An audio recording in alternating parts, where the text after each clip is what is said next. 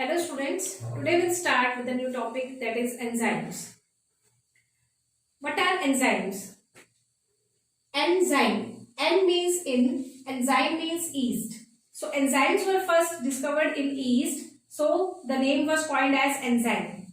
But the term enzyme is a misnomer. This term is a misnomer, means enzymes are not found only in yeast, they are found in each and every living cell. So enzymes are found in each and every living cells.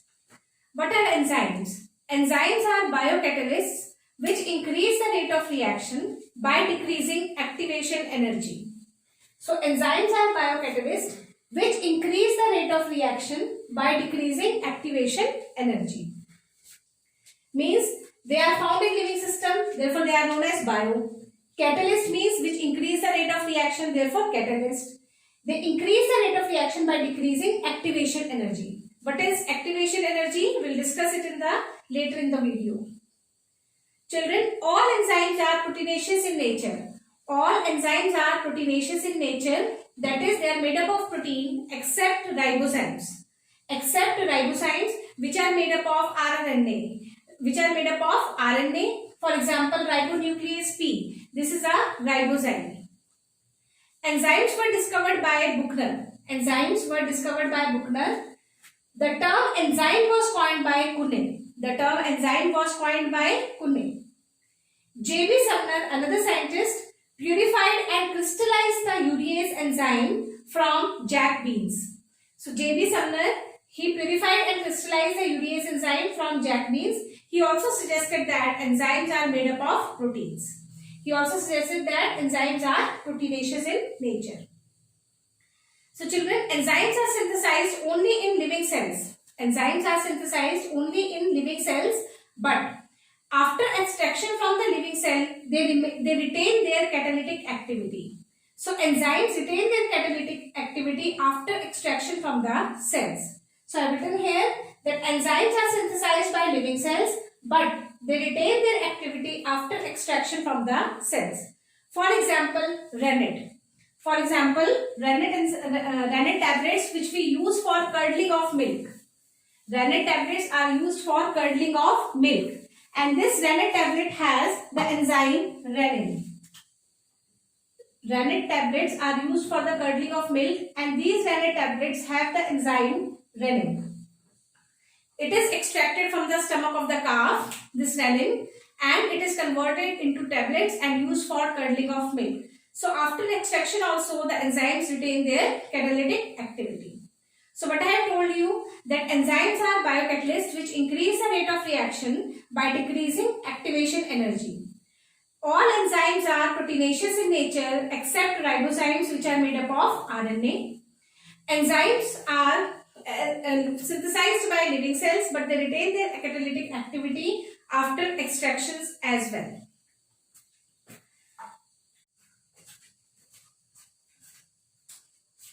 Children, all enzymes work in tertiary structure.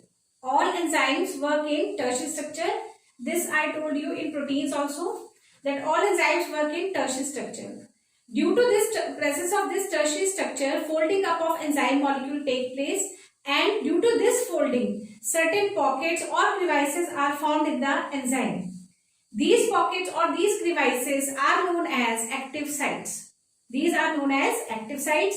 And in these active sites, the substrate fits and gets converted into the product. So, enzyme has a pocket-like structure called active site, into which the substrate comes and gets changed into the product. So, an active site of an enzyme is a crevice or pocket into which substrate fits and is changed into the product. The word substrate is used for the reactant. Children, enzymes are highly specific for their substrate. Means for one enzyme acts only on one substrate. For example, pepsin acts only on proteins. Amylase acts only on starch. Amylase cannot act on glycogen. So every enzyme is highly specific in nature. That is, it can act only on its substrate. So enzymes are highly specific for their substrate. it fails to recognize other molecules. It fails to recognize other molecules. An enzyme may have more than one active site. The number of active sites in an enzyme can be more than one. Next property of the enzyme is that enzymes are highly efficient in nature. They are highly efficient in nature means, for example, carbon dioxide plus water gives carbonic acid. And this conversion is catalyzed by the enzyme carbonic anhydrase. CO2 plus water gives carbonic acid and this reaction is catalyzed by the enzyme carbonic anhydrase. In the absence of this enzyme, the rate of reaction is very slow. In the absence of this enzyme, the rate of reaction is very slow. That is, only 200 molecules of carbonic acid will be formed in 1 hour. But if this reaction is catalyzed by carbonic hydrase, then in 1 second, 6 into 10 raised to power 5 molecules of carbonic acid will be formed. So, in the presence of enzyme carbonic anhydrase, how many molecules of carbonic acid will be formed in 1 second? 6 into 10 raised to power 5 molecules.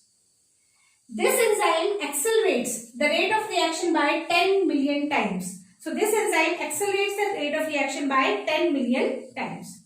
So, what we have discussed, that enzymes work in tertiary structure and due to this presence of tertiary structure, they have certain pockets into which the substrate fit. And this pocket is called active site. Enzymes are highly specific for their substrate means each enzyme has a specific substrate. One enzyme can have more than one active site. Enzymes are highly efficient in nature means they can act at a very fast rate. For example, carbonic anhydrase, this enzyme accelerates the rate of reaction catalyzed by it by 10 billion times. Next property of enzyme is that enzymes are never used up in the reaction. Enzymes are never used up in the reaction. So, if we want to write a enzyme catalyzed reaction, enzymes are never used up in the reaction. So, if I write enzyme catalyzed reaction, how I will write? E plus S, enzyme plus substrate, will give rise to enzyme substrate complex. E plus S will give rise to ES, that is enzyme substrate complex. This enzyme substrate complex will change into enzyme product complex and this enzyme product complex will dissociate to form enzyme plus product. So, enzyme is not used up in the reaction. Initially, the form in which enzyme was added, at the final stage we get that form only. So, enzymes are not used up in the reaction. Next property of the enzyme is that enzymes are temperature sensitive. They work at a particular temperature. They have a temperature range at which they work. Because enzymes are protein in nature. Enzymes are protein in nature. If we increase the temperature beyond a limit, the enzymes will get denatured. The enzymes will get denatured. For example, if I plot the activity of enzyme, velocity of enzyme catalyzed reaction at one end and temperature at the other axis, then I'll get a bell-shaped curve. Means initially when we increase the temperature, the rate of reaction will increase. The rate of enzyme catalyzed reaction will increase and it will attain a certain peak. It will attain a maximum velocity. After that, the rate of reaction will start decreasing. So why is it so? The temperature at which the rate of the reaction is maximum is known as temperature optima. That temperature is known as temperature optima or optimum temperature. So every enzyme has a temperature optima at which its activity is maximum. For example, in humans, the average temperature is, ideal temperature for human body is 37 degrees centigrade. So all enzymes work efficiently at this temperature. So the temperature optima for human enzymes present in human body is 37 degrees centigrade. If we increase the temperature beyond that, the enzymes will start denaturing and the activity of the enzyme will decrease and the velocity of enzyme catalyzed reaction will also decrease. So enzymes are temperature sensitive. Some enzymes can work at temperature beyond 90 or 100 degrees centigrade. For example, one bacteria is there named Thermus aquaticus. Thermus aquaticus. This bacteria is found in hot springs. From this bacteria, we have isolated one enzyme known as Taq polymerase. From this bacteria, we have isolated one enzyme Taq polymerase, which polymerizes or which replicates the DNA. So this enzyme can work at 90 degree to 100 degrees centigrade temperature because the bacteria is living in hot springs where the temperature reaches 100 degree centigrade. So enzymes are temperature sensitive. Some work at very low temperature, some work at high temperature. Next property of enzymes are that enzymes are pH sensitive also. They have pH optima. They work at a particular pH. Enzymes work at a, or each enzyme has a pH optima. So if we plot velocity of enzyme catalyzed reaction versus pH, then again we get a bell-shaped curve. The pH at which the activity of the enzyme is maximum, that pH is known as pH optima. Children, you have studied digestive system, and in that digestive system I told you that pepsin and renin, they are present in stomach and they work at the pH 2 because HCl maintains the pH 2 in our stomach. So those enzymes pepsin and renin, their pH optima is 2. But when the food enters into the small intestine, there is alkaline medium. Alkaline medium is present in small intestine. So these two enzymes, pepsin and renin, are unable to work in small intestine. They get denatured due to the alkaline pH in the stomach. Similarly, in mouse, salivary amylase is present. This salivary amylase works at the pH 7.1 or 6.9 to 7.1.